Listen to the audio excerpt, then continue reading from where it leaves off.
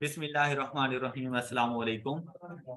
आज के लेक्चर में हम लोग फाइनल अकाउंट का एक और प्रैक्टिस क्वेश्चन सॉल्व करेंगे। एग्जांपल नंबर 5 हमारी स्टडी टेक्स्ट में से। रिक्वायरमेंट्स बिल्कुल सेम वैसी ही कि हम लोगों ने इनकम स्टेटमेंट बना के देनी है और साथ में हम लोगों ने बैलेंस शीट बना के देनी है। Prepare statement of comprehensive income of Broadbury and Company for the year ending 31st December 2013 and its statement of financial position at that date in format suitable for publication। अब देखें हमारे पास जो format given है उसमें revenue, cost of sale, gross profit, operating expenses and net profit शामिल हैं। Balance sheet की बात करें नॉन करंट एसेट्स, और नॉन करंट एसेट्स में अब अगर गौर से देखें तो प्रॉपर्टी प्लांट एंड इक्विपमेंट नजर आ रहे हैं। मतलब मैंने जाके simply WDV of all non current assets लिख देंगे। करंट एसेट की बात करें तो इन्वेंटरी, रिसीवेबल्स, प्रीपेमेंट्स एंड बैंक के बैलेंसेस नजर आए। ऑनर्स इक्विटी एक ही अमाउंट जाके हम लोगों ने लिखनी है। नॉन करंट लायबिलिटीज हैं, करंट लायबिलिटीज हैं and total equity and liabilities, और हमारा क्वेश्चन कंप्लीट हो जाता है।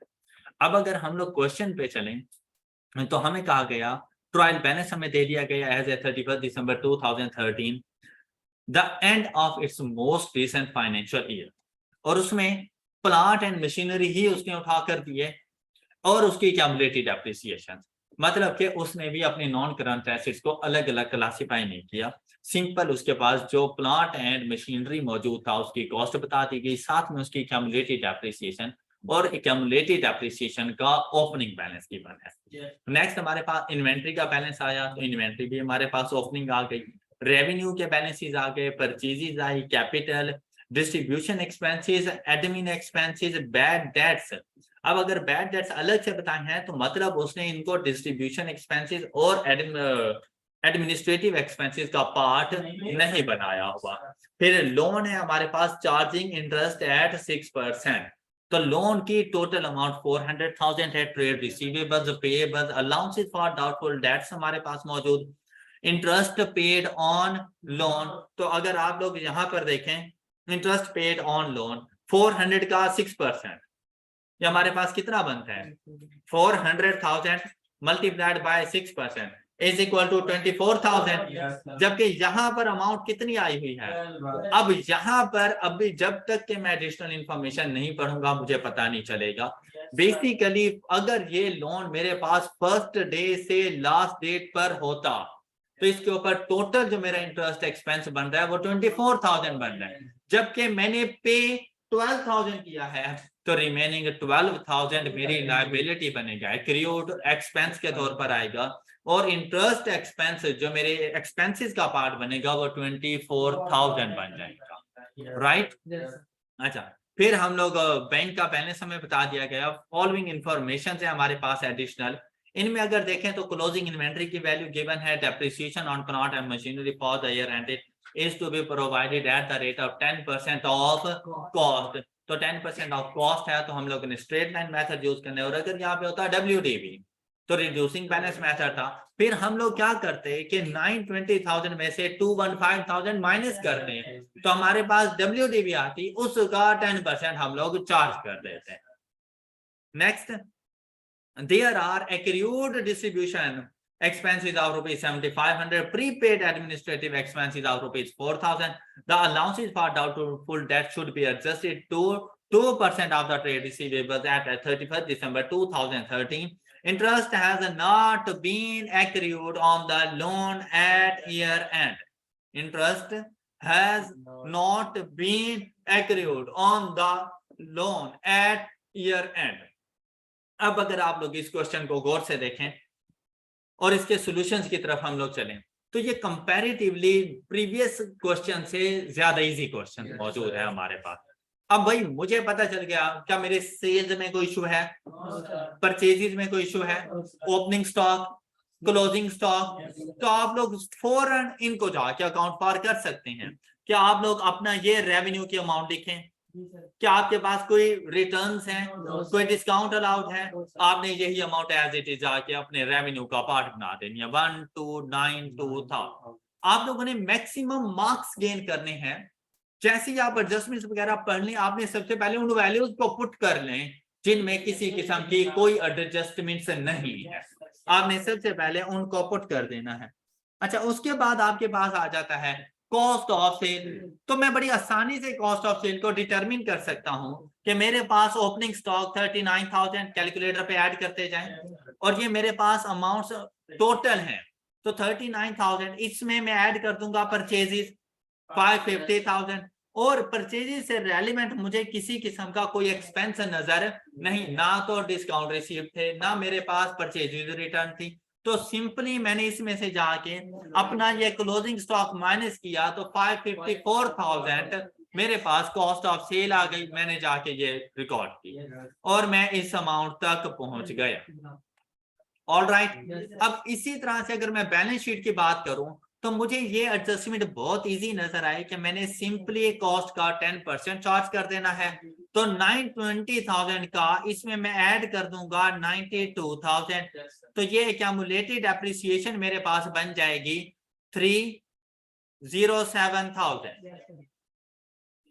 ये एक्यूमुलेट 920 माइनस 307,000, और मैंने जाके अपने नॉन करंट एसेट्स को रिकॉर्ड कर दिया 613,000 पर।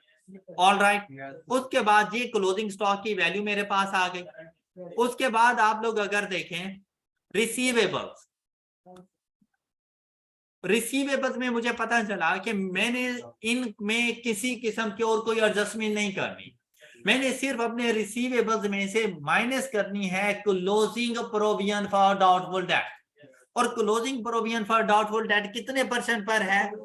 तो इट मींस दैट मुझे 98% लिखना है। तो सिंपल वर्किंग इसकी ये होती है कि आपने अपना रिसीवेबल का बैलेंस उठाया और इसको मल्टीप्लाइड बाय 98% कर दो, ये 196 आपके रिसीवेबल्स का बैलेंस बन जाता है। मतलब 200,000 का 2%, 4,000 क्लोजिंग प्रोविजन जब वो आपने माइनस की 196,000, इट मींस दैट आप अपने ग्रॉस रिसीवेबल्स के ऊपर प्रोविजन रेट 100 में से माइनस करके जो अमाउंट बची है, जैसे 2% था प्रोविजन रेट, तो रिमेनिंग 98%, तो 98% से मल्टीप्लाई कर दो तो आपके पास बैलेंस शीट की अमाउंट आ जाती है, वो जाके आप लोग लिख दिया करें। इसके अलावा अगर आप लोग देखें बैंक का बैलेंस एज इट इज हमने लिखना होगा, लेकिन अगर हम लोग बात करें, ये देखिए ये बैंक का बैलेंस एज इट इज हम लोगों ने 58,000 लिख दिया, लेकिन अगर हम लोग बात करें प्री पेमेंट्स वगैरह की तो मुझे ट्रायल बैलेंस में किसी किस्म की कोई प्री पेमेंट्स नजर नहीं आए, लेकिन जब मैं एडजस्टमेंट्स को पढ़ रहा था तो मुझे प्री पेड एक्सपेंस ऑफ 4,000 नजर आए। ये मेरे करंट एसेट्स हो जाएंगे, लेकिन फौरन ही जाकर मैंने एडमिनिस्ट्रेटिव एक्सपेंसेस में से 4,000 लेस कर दिए।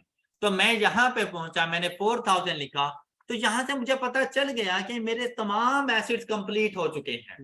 मैंने अपने टोटल एसेट्स का बैलेंस आइडेंटिफाई किया, यही टोटल मैंने इक्विटी और लायबिलिटीज का बैलेंस रिकॉर्ड कर दिया। क्लियर? अब नॉन करंट लायबिलिटीज का मुझे पता चल गया 4 लाख रुपए का लोन है, मैंने कुछ भी रिटर्न नहीं किया, एज इट इज वही नॉन करंट लायबिलिटी 400,000 आके रिकॉर्ड करो। मेरे पास जो मेरे पेएबल्स मौजूद हैं, ट्रेड पेएबल्स, तो वो मेरे पास आ गए ट्रेड पेएबल 73,500। मैंने देखा कि क्या किसी किस्म के कोई एक्रूड एक्सपेंसेस पहले अपने ट्रायल बैलेंस में से देखा करें, क्या ट्रायल बैलेंस में कोई ऐसी लायबिलिटी आपको नजर आई? ट्रेड पेएबल्स हमने अलग से लिख दिए, क्या उसके अलावा कोई नजर आई? लेकिन एडजस्टमेंट्स में अगर आप लोग चाहें तो 7500 आपके डिस्ट्रीब्यूशन एक्सपेंसेस एक्रूड हैं, तो आप लोग क्या करेंगे, अपने डिस्ट्रीब्यूशन एक्सपेंसेस में ऐड कर देंगे 7500। ये बात क्लियर? और जाकर आपने अपनी लायबिलिटीज लिख दी, यहां पर एक तो पेएबल्स आपके पास आ गए 73,500 के, उसके अलावा 7500 आपको यहां से मिला, और साथ में इंटरेस्ट की अमाउंट आपने रिकॉर्ड नहीं की कोई, तो 12,000 रुपए का आपके पास इंटरेस्ट आ रहा है जो कि लायबिलिटीज के तौर पर जाएगा। टोटल इंटरेस्ट एक्सपेंस आपके पास बनता था 400,000 का 6% इज इक्वल टू 24,000, जबकि आपने कितना चार्ज किया हुआ है, तो इसमें 12,000 ऐड कर देंगे और ये 12,000 आपकी लायबिलिटीज का पार्ट बन जाएगा। तो 12,000 प्लस 7,500 इज इक्वल टू 19500। अब यहां से देखें तो लाइबिलिटीज भी कंप्लीट हो चुकी हैं आपकी।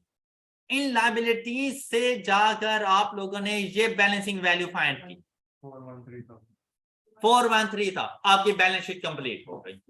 अब आपने ये देखना है कि भाई इसमें ये 413,000 इक्विटी के पार्ट में क्या क्या चीजें शामिल होती हैं। तो इसमें एक तो आपका कैपिटल शामिल हो जाएगा, तो आपको कैपिटल की वैल्यू यहां पर बता दी गई क्या है।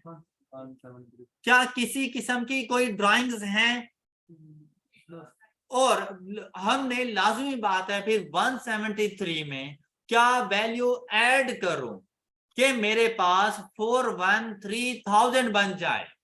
173,000 में क्या वैल्यू ऐड करूं कि मेरे पास 413,000 बन जाए। 240,000 ये आपका प्रॉफिट है।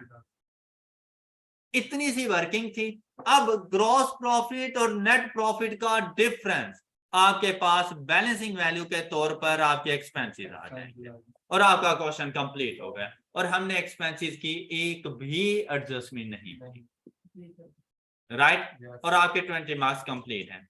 जब आप अपने क्वेश्चन में एक्सपेंसेस पे अटक गए, आप काफी सारे मार्क्स अपने खो देंगे, फिर आप लोग इसको कंप्लीट नहीं कर पाएंगे। तो आप लोगों को कोशिश किया करें कि आप रिवर्स कैलकुलेशंस करें। अब अगर इन एक्सपेंसेस को हम लोग देखें 498,000, अब देखें अपने ट्रायल बैलेंस में एक्सपेंसेस को, ये देखें। सबसे पहला एक्सपेंस लिखे अपने पास 92,000, फिर 116,000 plus 7,500 plus 241,000 minus 4,000। Bad debts की अगर बात करें तो इसके लिए छोटी सी वर्किंग कर लिया करें बैड डेट्स की। ओपनिंग गिवन था 6,000, क्लोजिंग हमने फाइंड किया 4,000, 200,000 का 2%। Bad debt expense 23500। अब यहां पर अगर देखें 21500, ये इनकम स्टेटमेंट को हम लोग चार्ज कर देंगे, तो अपने उन एक्सपेंसेस में 21500 ऐड करें, तो ये बैड डेट एक्सपेंस आप ट्रीट कर चुके हैं। उसके बाद आप लोगों ने इंटरेस्ट 24,000 एंड आंसर इज 498,000। ये आपके पास वैल्यू आ गई। ऑलराइट, हमने practice question number example number 5 को कंप्लीट कर दिया। इस क्वेश्चन में अगर आपके लिए कोई थोड़ी सी मुश्किल चीज अगर बन सकती थी तो वो ना आपका लॉन्ग टर्म लोन होता है, और इसके लिए आपने बी केयरफुल कि जब आपको लोन की अमाउंट बता दी जाए और उसके ऊपर इंटरेस्ट रेट भी बता दिया जाए, अगर आपको ये कह देता कि हम लोगों ने ये लोन सपोज के 1 अप्रैल से लिया, 1 अप्रैल को ये लोन की अमाउंट ली, तो लाजिमी बात है करंट ईयर में 9 मंथ्स का एक्सपेंस बनना चाहिए था। तो मैं क्या करता, 400,000 multiplied by 6% multiplied by 9/12 is equal to 18,000। तो फिर मेरा एक्सपेंस 18,000 बनना चाहिए। इनकम स्टेटमेंट में कंप्लीट एक्सपेंस लिखा जाता है इररिस्पेक्टिव हमने पे किया या नहीं किया। तो इनकम स्टेटमेंट में वही एक्सपेंस लेके जाते। यहां पर मुझे टाइम नहीं बताया गया कि मैंने लोन कब ऑब्टेन किया, तो हमने हमेशा यही कंसीडर करना है कि भाई फर्स्ट डेट से लोन था और लास्ट डेट तक लोन मौजूद है, मतलब पूरा साल आउटस्टैंडिंग रहा तो पूरे साल का इंटरेस्ट एक्सपेंस आएगा। तो 400,000 का अगर मैं 6% चार्ज करूं तो वो 24,000 बनता है, जबकि ट्रायल बैलेंस में इंटरेस्ट की अमाउंट कितनी गिवन थी, 12,000। तो हमेशा याद रखें ट्रायल बैलेंस में एक्सपेंसेस पेड मौजूद होते हैं। एक्रूवल्स एंड प्री पेमेंट्स की एडजस्टमेंट्स आपको अदर इंफॉर्मेशन से पता चलती हैं। अब अगर इसके बारे में अदर इंफॉर्मेशन ना भी हो तब भी आपने इंटरेस्ट 24,000 एक्सपेंस के तौर पर और 12,000 अपनी एक्रूड एक्सपेंस लायबिलिटी के तौर पर रिकॉर्ड करना होगा। राइट। अगर वो खुद से कोई इंफॉर्मेशन दे दे तो फिर आपने उसको जाकर उसके मुताबिक उसको फॉलो करना है, और वैसे ही आप लोगों ने वर्किंग करनी है। अब यहां पर उसने कह दिया था कि भाई interest has not been accrued on the loan at year end. It means that, कहता है कि यार मैं जो इंटरेस्ट एक्सपेंस का अकाउंट बना रहा था उसमें जो 12,000 मैंने पे किया ड्यूरिंग द ईयर, मैंने उसको जाके कैरी डाउन बैलेंस रिकॉर्ड कर दिया और वो तुम्हें मेरे ट्रायल बैलेंस में नजर आ रहा है, जबकि जो एक्रूड एक्सपेंस मेरे पास 12,000 आ रहा था मैंने उसको अभी तक रिकॉर्ड, तो जब मैं इसको रिकॉर्ड करूंगा तो मेरा एक्सपेंस कितना बन जाएगा 24,000। तो मैंने एक्रूवल्स रिकॉर्ड कर दी हैं। All right, that's all for today. अपना ख्याल रखिएगा, नेक्स्ट लेक्चर में मिलेंगे। अल्लाह हाफिज।